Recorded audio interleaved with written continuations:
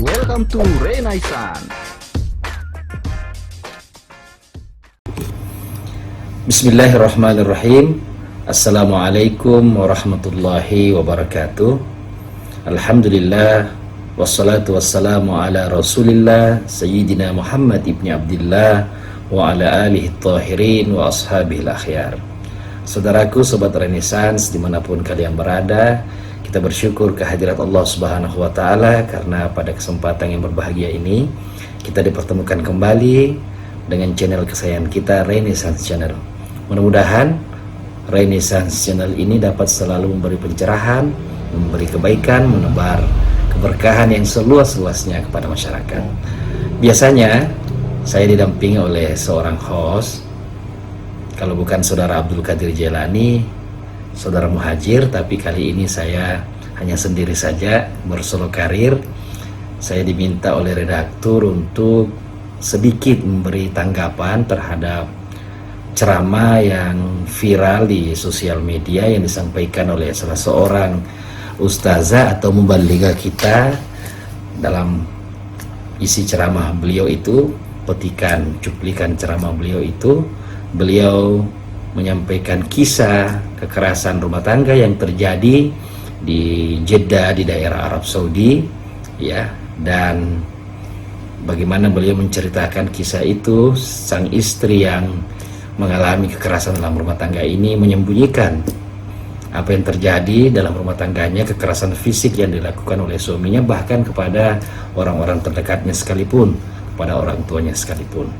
Nah, inilah yang kontroversi karena dalam Mau'izatul Hasanah yang disampaikan oleh beliau seakan-akan beliau membenarkan seorang suami melakukan tindak kekerasan kepada istrinya, dan seorang istri akan sangat lebih mulia jika dia menyembunyikan aib suaminya yang melakukan tindakan kekerasan dalam rumah tangganya tersebut. Nah, saudara-saudaraku Sobat Renaissance, bagaimana Islam menanggapi KDRT ini? Saya ingin mengutip dalam kitab tafsir Al-Misbah ini, karena kitab ini terdiri dari 15 jilid, ya, ini ada pada jilid kedua. Saya ingin sedikit membacakan firman Allah Subhanahu wa Ta'ala dalam surah An-Nisa ayat 34, ya. Ya, menurut hemat saya ayat ini selalu menjadi rujukan, ya, bahwasanya seorang laki-laki dapat memukul atau melakukan tindakan kekerasan fisik kepada istrinya. Ini seringkali disampaikan oleh para asatidah, para mubalik dan mubalighah kita, dan ini menjadi justifikasi. Bagaimana sebenarnya surah An-Nisa ayat 34 ini? Izinkan saya membacakannya.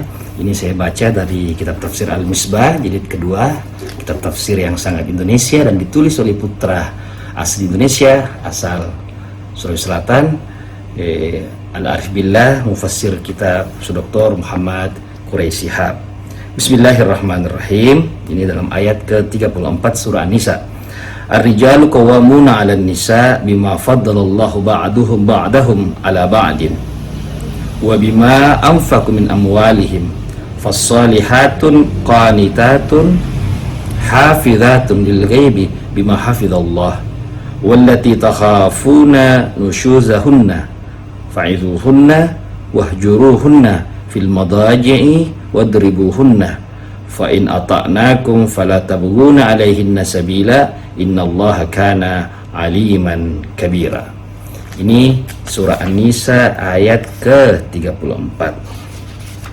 Saudara-saudaraku Sobat Renaissance yang insya Allah dirahmati Allah Subhanahu wa Ta'ala, ayat ini bermakna kurang lebih seperti ini yang tertulis dalam tafsir ini. Para lelaki adalah qawwamun atas para wanita, oleh karena Allah telah melebihkan sebahagian mereka atas sebahagian yang lain, dan karena mereka laki-laki telah menafkahkan sebahagian dari harta mereka. Sebab itu maka wanita yang saleh ialah yang taat, memelihara diri ketika ia tidak di tempat, oleh karena Allah telah memelihara mereka. Wanita-wanita yang kamu khawatirkan nusyuznya, maka nasihatilah mereka dan tinggalkanlah mereka di tempat-tempat pembaringan dan pukullah mereka. Lalu jika mereka telah menaati kamu, maka janganlah kamu mencari-cari jalan untuk menyusahkan mereka. Sesungguhnya Allah Maha Tinggi lagi Maha Besar. Saudaraku sobat Renaissance yang insya Allah dirahmati Allah. Nah, saya ingin coba sedikit membacakan ya penjelasan dari surah An-Nisa ayat ke-34 ini yang tertulis dalam tafsir Al-Misbah juz kedua ini pada halaman 518 sampai 519. Saya langsung saja pada poin wadribuhunna ya. Kata wadribuhunna. Wadribuhunna yang diterjemahkan dengan pukullah mereka terambil dari kata dorobah yang mempunyai banyak arti. Bahasa ketika menggunakan dalam arti memukul tidak selalu dipahami dalam arti menyakiti atau melakukan suatu tindakan keras dan kasar. Orang yang berjalan kaki atau musafir dinamai oleh bahasa dan oleh Al-Quran yadribuna fil ar. Secara harfiah berarti memukul di bumi. Karena itu perintah di atas dipahami oleh ulama berdasarkan penjelasan Rasulullah Sallallahu Alaihi Wasallam bahwa yang dimaksud memukul adalah memukul yang tidak menyakitkan. Perlu dicatat bahwa ini adalah langkah terakhir bagi pemimpin rumah tangga atau suami dalam upaya memelihara kehidupan rumah tangganya. Sekali lagi, jangan fahami kata memukul dalam arti menyakiti. Jangan juga diartikan sebagai sesuatu yang terpuji. Rasul Muhammad Sallallahu Alaihi Wasallam mengingatkan agar jangan memukul wajah dan jangan pula menyakiti. Di kali lain beliau bersabda, tidakkah kalian malu memukul istri kalian seperti memukul keledai? Malu bukan saja karena memukul, tetapi juga malu karena gagal mendidik dengan nasihat dan cara yang lain. Perlu juga disadari bahwa dalam kehidupan rumah tangga pasti ada saja sedikit atau banyak yang tidak mempan baginya nasihat atau sindiran. Nah, apakah ketika itu pemimpin rumah tangga bermasa bodoh, membiarkan rumah tangganya dalam suasana tidak harmonis, ataukah dia harus mengundang orang luar atau yang berwajib untuk meluruskan yang menyimpang di antara anggota keluarganya? Di sisi lain, harus disadari bahwa pendidikan dalam bentuk hukuman tidak ditujukan kepada Anda, wahai kaum Hawa, yang menjalin cinta kasih dengan suami, tidak juga kepada yang tidak membangkang perintah suaminya. Perintah yang wajib diikuti, tetapi ia ditunjukkan kepada yang membangkang. Anda jangan berkata jumlah mereka tidak banyak, karena kalaupun yang membangkang dan tidak mempan baginya alternatif pertama dan kedua di atas jumlahnya tidak banyak, apakah salah atau tidak bijaksana bila agama menyediakan tuntunan pemecahan bagian jumlahnya sedikit itu? Jangan pula berkata bahwa memukul tidak relevan lagi dewasa ini karena pakar-pakar pendidikan masih mengakuinya untuk kasus-kasus tertentu. Bahkan di kalangan militer pun masih dikenal bagi yang melanggar disiplin, dan sekali lagi harus diingat bahwa pemukulan yang diperintahkan di sini adalah yang tidak mencederai atau menyakitkan. Nah, jika demikian, adakah pemecahan lain yang dapat dikemukakan demi mempertahankan keharmonisan rumah tangga yang lebih baik daripada memukul, yang tidak mencederai setelah nasihat dan meninggalkannya dari tempat tidur tidak berhasil? Kalau ketiga langkah ini belum juga berhasil, langkah selanjutnya adalah apa yang diperintahkan ayat berikut. Sementara ulama memahami perintah menempuh langkah pertama dan kedua di atas ditujukan kepada suami, sedangkan langkah ketiga, yakni memukul, ditujukan kepada penguasa. Memang tidak jarang ditemukan dua pihak yang diperintah dalam satu ayat. Bacalah kembali penjelasan tentang ayat 229 dari surah Al-Baqarah. Atas dasar ini ulama besar Ata berpendapat bahwa suami tidak boleh memukul istrinya, paling tinggi hanya memarahinya. Ibnu Arabi mengomentari pendapat Atta itu dengan berkata, pemahamannya itu berdasar adanya kecaman Nabi SAW kepada suami yang memukul istrinya, seperti sabda beliau, orang-orang terhormat tidak memukul istrinya. Sejumlah ulama sependapat dengan Atta dan menolak atau memahami secara metafora hadis-hadis yang membolehkan suami memukul istrinya. Betapapun kalau ayat ini dipahami sebagai izin memukul istri bagi suami, harus dikaitkan dengan hadis-hadis Rasul Sallallahu Alaihi Wasallam di atas yang mensyaratkan tidak mencederainya. Tidak juga pukulan itu ditujukan kepada kalangan yang menilai pemukulan sebagai suatu penghinaan atau tindakan yang tidak terhormat. Agaknya untuk masa kini dan di kalangan keluarga terpelajar, pemukulan bukan lagi satu cara yang tepat. Karena itu, tulis Muhammad Tahir Ibnu Ashur, Pemerintah jika mengetahui bahwa suami tidak dapat menempatkan sanksi-sanksi agama ini di tempatnya yang semestinya dan tidak mengetahui batas-batas yang wajar, dibenarkan bagi pemerintah untuk menghentikan sanksi ini dan mengumumkan bahwa siapa yang memukul istrinya maka dia akan dijatuhi hukuman.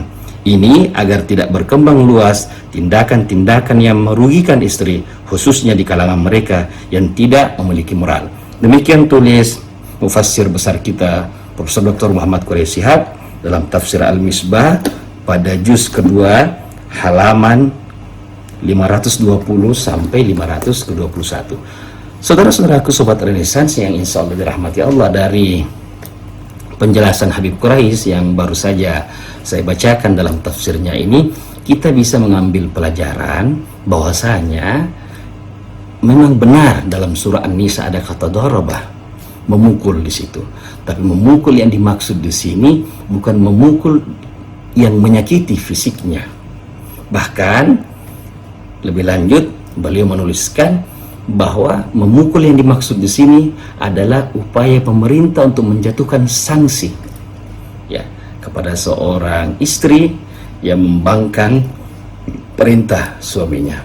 Oleh karenanya, apa yang disampaikan oleh saudara kita, saudari kita, mubaligah kita yang lagi viral ini menurut hemat saya kurang tepat. Kenapa? Karena apa yang disampaikan beliau itu boleh saja menimbulkan tafsir di kalangan masyarakat bahwasanya boleh laki-laki dengan seenaknya memukul istrinya, dan begitu mulia kalau seorang istri apabila dia menerima perlakuan kasar dari suaminya untuk tidak membicarakan ini kepada orang lain, kepada orang-orang terdekatnya, utamanya kepada kedua orang tuanya, atau bahkan tidak melaporkannya. Oleh karenanya itu, kata memukul yang dimaksud dalam surah An-Nisa ayat 34 ini harus kita pahami sebaik-baiknya sebagaimana yang ditulis oleh Habib Muhammad Quraish Shihab dalam tafsir Al-Misbahnya ini. Oleh karenanya, menurut pandangan saya tidak dibenarkan seorang laki-laki berlaku kasar, berkata-kata kasar, apalagi menyakiti fisik istrinya. Dan Islam yang hadir ke tengah-tengah kita ini menjadi rahmat bagi seluruh alam. Nabi Shallallahu Alaihi Wasallam diutus ke muka bumi ini. Innama bu'ithtu liutammima makarimal akhlak. Sesungguhnya aku diutus untuk menyempurnakan akhlak yang mulia. Dan salah satu di antara tonggak-tonggak akhlak yang mulia adalah berperilaku lemah lembut kepada orang-orang yang ada di sekitar kita, utamanya kepada orang-orang terdekat kita, istri, orang tua, dan anak-anak kita. Mudah-mudahan dari apa yang saya sampaikan, yang saya awali dengan membacakan penjelasan Habib Muhammad Quraish Shihab dalam tafsir Al-Misbahnya ini mengenai surah An-Nisa ayat 34 yang biasanya menjadi rujukan bagi orang-orang yang membolehkan melakukan pemukulan terhadap istri ini, dapat kita renungkan dengan sebaik-baiknya. Bahkan dewasa ini pemukulan terhadap istri menurut hemat saya sudah tidak perlu dilakukan lagi, karena banyak cara yang bisa kita lakukan untuk mendidik istri kita. Terima kasih, mudah-mudahan apa yang saya sampaikan ini ada manfaat dan ada berkahnya. Wa ma taufiqi illa billah, alaihi tawakkaltu wa ilaihi unib. Wassalamualaikum warahmatullahi wabarakatuh.